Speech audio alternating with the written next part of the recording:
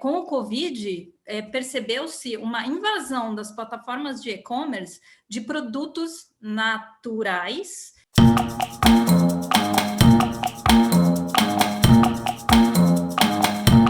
Olá, e sejam todos bem-vindos a mais um Conversa de Mercado da FCE Pharma. E nessa semana nós vamos falar de ingredientes naturais e extratos vegetais. E não tem como abordar esse tema sem pensar na querida Cristina Roque, que é a nossa convidada de hoje, que ela é diretora de inovação da Centroflora, sim, excelência no assunto, e é um prazer ter você aqui conosco nesse bate-papo. Cristina, bem-vinda! Muito obrigada, Nádia. Primeiramente, prazer enorme de estar aqui com vocês e poder falar com esse tema que eu tenho interesse, assim, tem interesse grande, impacto forte no desenvolvimento do país, assim, né? Tem muita oportunidade. Então, é sempre uma alegria poder falar disso. Na alegria nossa, temos apenas aí 12, 15 minutos e vamos ver se a gente consegue passar um pouquinho aí, né, por tantos tópicos interessantes. E eu começo com você, assim, fala um pouquinho para a gente quais são as diferenças aí legais e técnicas de se fazer um medicamento fitoterápico ou um medicamento convencional, quando a gente pensa aí nos critérios mais ou menos de segurança e eficácia de um produto. Excelente a pergunta, porque um medicamento fitoterápico ele é um medicamento. Então, as exigências em relação à segurança e eficácia são as mesmas de um sintético. O que diferencia é que você tem para alguns extratos bem conhecidos pela humanidade, um caminho que se chama registro simplificado. E ele acaba gerando uma falsa impressão que é menos complexo desenvolver um medicamento fitoterápico do que um medicamento sintético. Não é. Onde está a grande oportunidade de negócio, a grande oportunidade de transformação? É justamente nos medicamentos inovadores. E aí, pensando em termos de Brasil, nós temos a maior biodiversidade do planeta para ser transformada em solução terapêutica. E aí, o desenvolvimento de um medicamento fitoterápico, ele se emparelha quase com um do biológico, porque eu não estou falando de um ativo isolado, eu estou falando de uma mistura. Então, uma consistência lote a lote de lotes industriais, uma vez que meu ingrediente farmacêutico ativo não é uma molécula só, mas é uma mistura, é o grande desafio. Então, envolve tecnologia de campo, controle do campo, controle de genética, controle de uma série de coisas, até a saída da fábrica, onde eu consigo manter as misturas consistentes com os meus resultados de segurança e eficácia. Assusta? Assusta. Mas, por outro lado, você, diante dessa complexidade, tem barreiras de propriedade intelectual que vão muito além de patente, porque depende desde o teu know-how de campo até o processo industrial para chegar naquele ativo que vai passar por uma validação clínica, que você tem muita oportunidade de ter um produto extremamente competitivo no mercado e retornar todo o esforço que é desenvolver um medicamento fitoterápico inovador. Nossa, é um desafio. Mas a gente, assim, de experiência própria, sabe que retorna, que tem lógica ali esse investimento, e uma vez que ele é feito, você imagina que é um ativo que envolve, na sua cadeia, pequenos agricultores, às vezes coletores, trabalhando com uma matéria-prima de alto valor agregado, né? Então, é muito virtuosa essa cadeia quando ela segue o seu ciclo e consegue fechar. Dá para contar nos dedos as histórias brasileiras, mas tem coisa vindo aí, né? E a gente, na dependência estratégica de ingredientes farmacêuticos ativos importados, a gente percebe movimentos olhando para a nossa biodiversidade como uma solução. Mas temos que deixar essa ideia de que ela é simples, não é um medicamento. Fazer medicamento é complexo. Com certeza. E falando um pouquinho dessa questão de biodiversidade, um dado que nós encontramos aí de 2008, dizia que até 2008, apenas 10 das 162 espécies de plantas medicinais registradas sob forma de fitoterápico na Anvisa, isso um dado do Mato Grosso do Sul, eram de espécies nativas, só 10 de 162. E aí, esses recursos naturais, eles ainda são pouco explorados? Por que são pouco explorados? E o que mudou aí nesses últimos 10 anos? Excelente pergunta. Então, esses registros que a gente vê no mercado, que está no balcão da nossa farmácia aqui, eles justamente usam, em grande parte, esses extratos que vêm de séculos de conhecimento da Europa, né? Então, eles são permitidos para registro simplificado.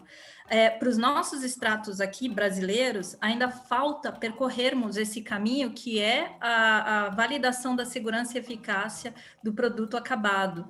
Então, a gente está até trabalhando no âmbito do Grupo Centroflora, a gente vai lançar daqui a alguns meses uma plataforma chamada Inova Fito Brasil, para ajudar a sistematizar todo esse arcabouço de pesquisa que existe no país, mas ao longo dessas décadas de investimento, muitos projetos eles vão parando no meio do caminho, e aí eu não consigo organizar e finalizar e atrair investidores que topem correr esse risco das fases finais clínicas, porque elas são complexas, diante dessa necessidade de fazer os desenhos e organização de muita informação que está espalhada no país.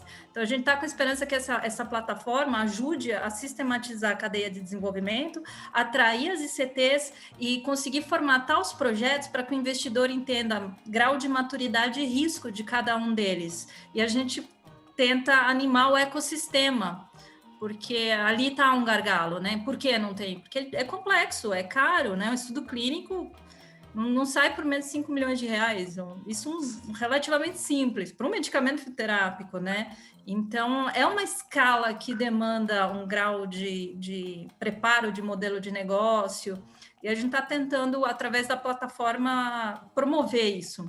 Porque é isso que falta para mudar esses números, né? Olha só. E trazendo dando um pouquinho cachorro. só, o foco tem uma série de questões que envolve hoje a questão do uso do patrimônio genético, né? Uma delas é o risco da pirataria, que ocorre quando recursos naturais são usados aí de forma ilegal, transferidos para outros países sem qualquer tipo de autorização, enfim, de permissão. E biodiversidade é considerada um bem valioso, né, para cada país. Tem que ser protegido por leis específicas. Como é que você vê a postura aí do Brasil com relação à proteção da nossa biodiversidade? E qual que é a tua opinião sobre a pirataria? Excelente pergunta, né? Foram anos, quase décadas, né? Foram décadas tentando criar um ambiente de segurança jurídica para se lidar com a biodiversidade brasileira, mas disso resultou uma lei que hoje é considerada uma das leis mais modernas do mundo, né? E então, do ponto de vista regulatório, a gente já tem caminhos. O Brasil hoje tem uma legislação que permite lidar com a questão do acesso. Hoje, eu vou ser bem sincera, a pirataria que a gente está enfrentando no mercado de produtos naturais é interna.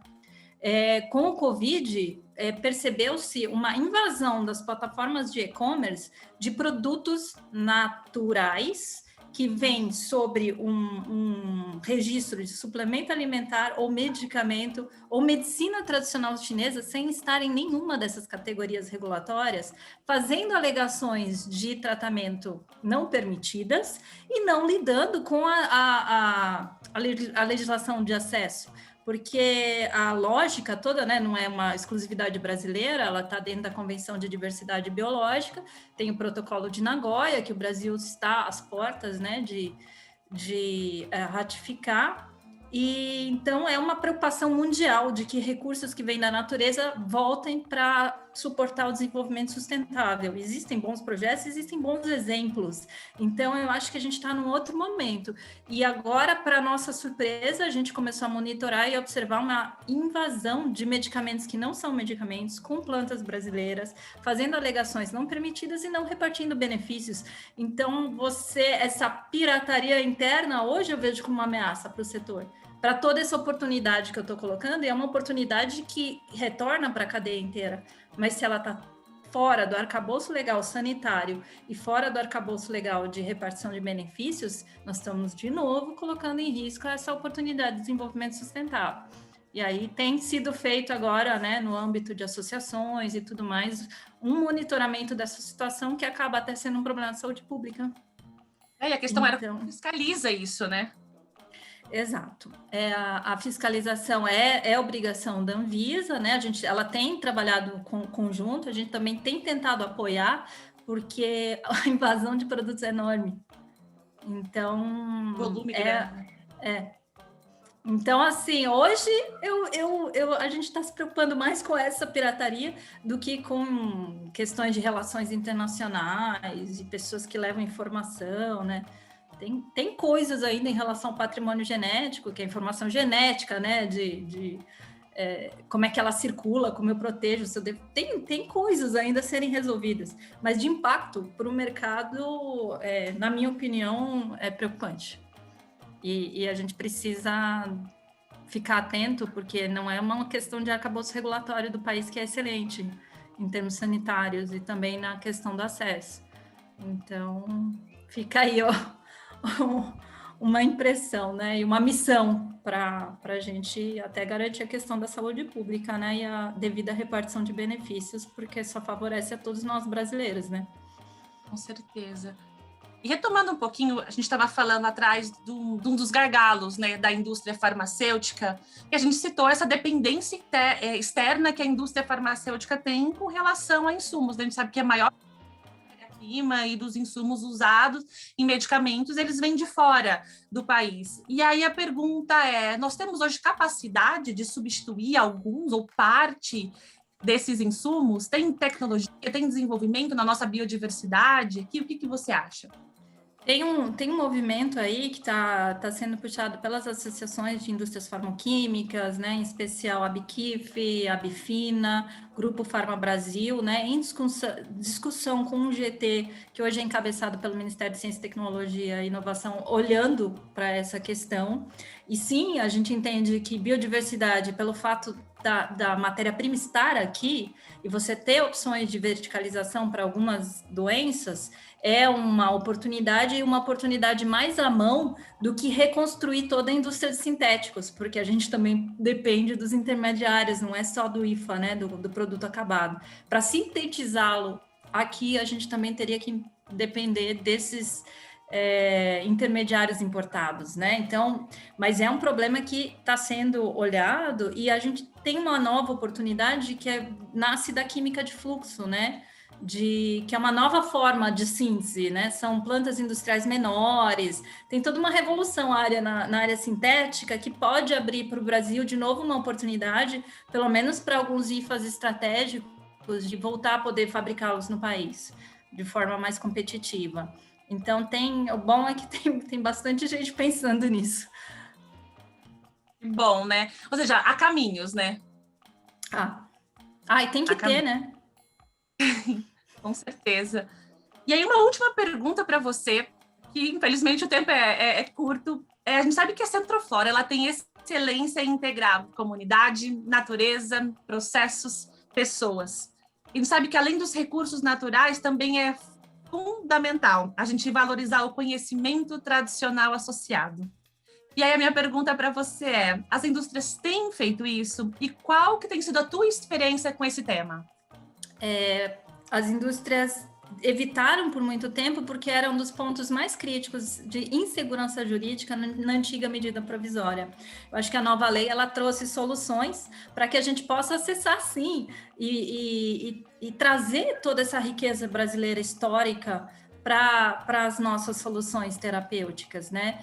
E recentemente, aí também no âmbito da plataforma, a gente teve a oportunidade de conhecer o trabalho da Federal de Minas Gerais, chama Seplant, o grupo, né? Eles têm uma base de dados de conhecimento tradicionais de livros antigos organizadas desde da época do Império, onde realmente a única solução terapêutica existente aqui era a natureza, com relatos, com documentos, fizeram uma sistematização dessa riqueza de conhecimento tradicional do país, né? Que tem das comunidades tradicionais, assim chamadas, mas tem também do uso histórico, né? Da interação de médicos, botânicos da época do Império, que está em bibliotecas Brasil e mundo afora, e a equipe da Federal de Minas fez uma sistematização linda. Vale visitar o site, chama Dataplant. Você colocar Dataplant, o FMG, você acha, e para entender o que é, e é justamente para servir de inspiração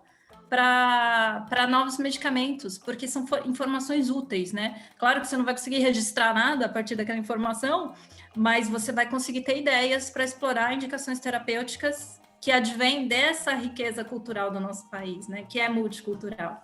Então, tá mais do que na hora, né? De fazer isso tudo funcionar. Cristina, nosso bate-papo está acabando e eu queria muito deixar aberto aí para você, se você quer trazer outras informações, fazer outras considerações, fica à vontade.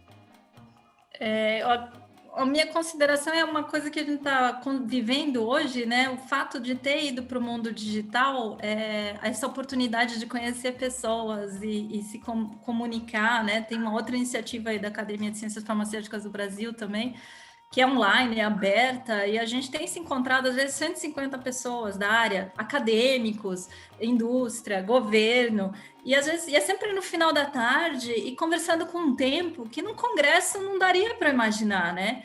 Então, eu estou feliz com o nível de complexidade que está sendo possível ser debatido para os nossos problemas, juntando agentes do ecossistema de inovação e biodiversidade, por meio dessas iniciativas, né? Tem Redes Fito, e era sempre um congresso ali, aqui, e agora a gente está se encontrando no mundo virtual e tendo tempo para pensar as estratégias e trabalhar nelas, né? Então, foi a primeira vez que eu vivo isso em anos de carreira, né? Da gente estar com a academia, estar com a indústria, estar com o governo, e cada um se enxergando e vendo como é que pode fazer essas peças do quebra-cabeça se encaixar para a gente finalmente pôr o quadro na parede, né? Porque está tudo na mesa.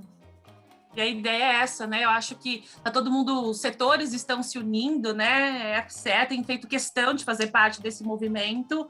A gente quer trazer mais a discussão à tona e fazer, enfim, né? Esses projetos aí talvez saírem da gaveta, é isso mesmo que você falou, é o quadro na parede.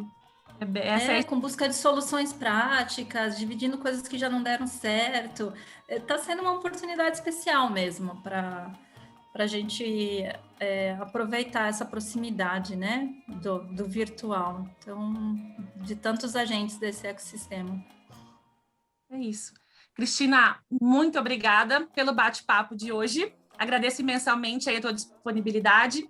E todos vocês que estão aí acompanhando, continuem seguindo Conversa de Mercado. Mais informações para vocês logo mais. Obrigada e parabéns pela iniciativa aí, viu? Muito bom. Obrigada.